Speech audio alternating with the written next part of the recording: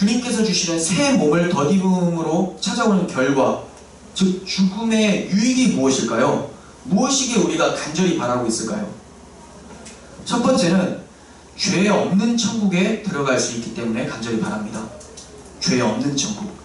변화된 육체는 죄의 영향을 받지를 않아요. 죄에 대한 비참함을 느껴보지 못했기 때문에 이 육체가 소중하다고 느끼지를 못해요. 바라지 않습니다. 그래서 죽음이 유익으로 이해되어지려면 반드시 죄의 비참함을 알고 있어야 돼요. 그래서 우리가 하이델베르크를 할 때도 당신은 죄로 인해서 비참한 상태입니다. 이것을 어디서 배웁니까? 이렇게 얘기하잖아요. 율법에서 배웁니다 하잖아요. 죄에 대해서 비참함을 배우는 것이 정말 중요해요. 그래야지 이 썩을 육체에서 벗어나고자 하는 마음도 생긴다는 거죠.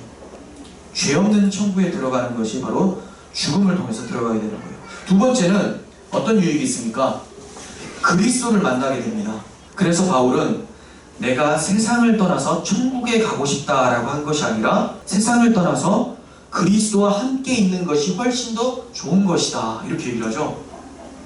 바울이 만약에 내가 세상을 떠나서 천국에 가고 싶다라고 했으면 저한테는 큰 위로가 되지 않았을 거예요. 천국 가면 뭐합니까? 가면 바울은 뭐라고 하죠? 그리스도와 함께 있다라고 하니까 이게 위로가 되는 거죠. 그리스도를 사랑하는데 그 사랑하는 분이 그곳에 계시기 때문에 내가 넘어가고 싶은 것이지, 그냥 단순히 천국? 이 땅에서도 넓고 좋은 집, 좋은 차, 어느 정도 기쁨을 줄 수는 있겠지만 저한테 그게 근원적인 기쁨을 제공하지 않거든요. 그렇게 기쁘지 않거든요. 부럽지도 않아요 사실. 오히려 상대적 빈곤감보다 절대적 빈곤감이 좀 괴로우시죠. 못 먹어서 배가 쫄쫄 굶을 때 그때 좀 힘들어요. 근데 누구는 잘 먹는데 나는 그 맛있는 걸 좀 못 먹을 때 그렇게 비참함을 못 느껴요 사실. 근데 많은 사람들이 천국을 가고 싶어 합니다. 왜 그렇습니까? 내가 원하는 모든 것들, 세상 사람들이 상대적으로 내가 빈곤했었지만 이 빈곤을 뛰어넘을 수 있는, 극복할 수 있는 것이 천국에 마련되어 있다고 생각을 하니까. 하지만 성도는 그것 때문에 가는 자들이 아니잖아요. 내가 세상에서 가장 사랑했고 가장 보고 싶어 했던 그리스도가 거기에 계시기 때문에 내가 그곳에 가고 싶다. 그러니까 그리스도를 사랑하지 못하면 천국에 가고 싶지가 않죠. 그리고 죽음이 달갑지가 않아요. 죽어야지만 온전한 그리스도를 보게 되는데 그 그리스도 자체가 그렇게 보고 싶지 않으니까, 그러니까 죽음이 당연히 싫은 것이죠. 죽음이 유익으로 이해되어지려면 반드시 그리스도를 사랑해야 하는 거예요. 그래서 여러분들 그 임종 앞에 있는 사람들한테 무서워하지 마세요, 괜찮습니다 막 이렇게 해도 사실 위로가 잘 안 돼요. 어떻게 해야지 위로됩니까? 그가 그리스도를 사랑할 수 있도록 하시고 복음을 전해주시고 그곳에는 그리스도가 계시다. 온전한 그리스도, 지금 이 땅에서도 만나고 있는 그 그리스도를 온전히 만나게 된다라는 것을 얘기해 주셨을 때 그에게 소망이 생기게 되는 거죠.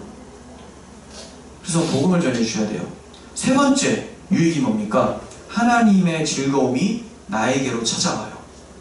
죽음을 통해서 천국에 가면 하나님의 즐거움이 나에게 찾아와요. 결산할 재림의 날을 가리키는 말씀을 좀 보겠습니다. 마태복음 25장 21절이에요. 그 주인이 이르되 잘하였도다 착하고 충성된 종아, 네가 적은 일에 충성하였음에 내가 많은 것을 내게 맡기리니 내 주인의 즐거움에 참여할지어다. 주님 재림의 날을 얘기를 하는 거죠. 와서 뭐라고 하십니까? 착하고 충성된 종, 이제 주인의 즐거움에 참여해라 이렇게 얘기를 해요. 주인이 즐거움을 주신다는 정도가 아니라 주인이 누리고 있는 즐거움에 너도 참여해라 이렇게 얘기를 해요. 이게 얼마나 큰 건지 아세요? 주인이 주는 즐거움 정도가 아니라니까요. 주인이 누리고 있는 즐거움, 이 주인이 누굽니까? 하나님이에요. 하나님이 어떠한 즐거움을 누릴까요? 어마어마한 즐거움을 누리겠죠. 최고의 즐거움. 근데 이 즐거움이 도대체 뭔가, 이걸 알아야지 이 즐거움이 얼마나 큰지를 알겠죠. 자, 하나님이 어떤 즐거움을 누리고 계실까? 이게 스바냐 3장 17절에 있습니다. 하나님이 즐거워하신 이유예요. 너의 하나님 여호와가 너의 가운데 계시니 그는 구원을 베푸실 전능자시라. 그가 너로 말미암아 기쁨을 이기지 못하시며 너를 잠잠히 사랑하시며 너로 말미암아 즐거이 부르며 기뻐하시리라. 무슨 즐거움이에요? 하나님이 누리는 즐거움은 우리를 너무 사랑하세요. 어느 정도? 목숨을 다할 정도로 사랑하시는데 이 사랑하는 우리들을 왜 그렇게 사랑하시는지 이유가 없어요. 사랑할 만한 구석이 없는데도 일단 사랑을 하시는데 이 사랑하는 아들들을 품에 안은 그 즐거움. 여러분들 자기 아들들, 딸들 너무 소중하잖아요. 안았을 때 그 기쁨. 이거는 하나님의 사랑의 조그만 그림자일 뿐이에요. 하나님은 우리를 안았을 때의 기쁨은 비교할 수 없을 정도로 큽니다. 이 기쁨을 하나님이 천국에서 가지고 계세요. 근데 이 기쁨에 너희들이 참여하게 된다, 이렇게 얘기를 합니다. 그렇다면 우리도 나를 그렇게 사랑해야지만 이 기쁨에 참여하게 되는가? 그거 아니죠. 우리 반대가 되어야 돼요. 하나님의 기쁨과 동일한 기쁨을 느끼려면 하나님이 우리를 사랑해서 안았기 때문에 기뻐했잖아요. 그럼 우리는 그 동일한 기쁨이라면 우리가 하나님이 우리를 사랑하는 만큼 나도 하나님을 그토록 사랑하는 상태가 되는 것이 천국이고, 그 기쁨이 우리에게 주어지는 것이죠. 그게 주인의 즐거움에 참여한다는 거예요. 같은 즐거움이겠죠.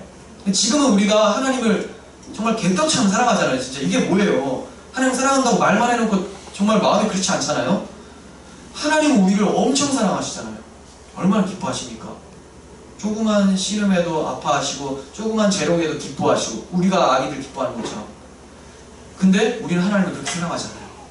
근데 하나님 그 기뻐하시는 마음이 나한테도 있어. 내가 하나님을 그만큼 사랑해요. 그 완성된 곳이 바로 천국이니까 얼마나 큰 기쁨이겠습니까? 이 최고의 즐거움을 하나님이 주신다는 거죠.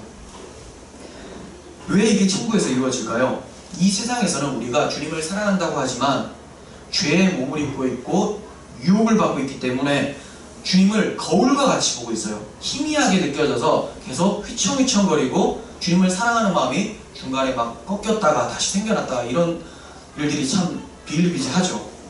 그런데 그 나라 가면 주님을 얼굴과 얼굴을 대면한 것처럼 확실하게 보게 되기 때문에, 그토록 사랑하는 그 주님을 이제 죄의 유혹 없이 온전하게 보게 되기 때문에 하나님이 우리를 사랑하신 것처럼 우리가 하나님을 사랑하게 되는 것이죠. 그 즐거움에 성도들이 참여하게 됩니다. 무엇을 통해서? 죽음을 통해서. 이 즐거움은 일시적인 것이 아니라 영원해요. 잠깐 기쁘고, 우리 그렇잖아요. 너무 보고 싶은 사람 오랜만에 만났어요. 10년 만에 만났습니다. 미국에 있는 동생 막 만나고 만났어요. 잠깐 기뻐요. 잠깐. 그리고 며칠 살다 보면 또 짜증나요. 싸워요. 막 너 왜 이렇게 생활하냐? 아니 미국식이야. 이렇게 딱 싸워요. 그죠?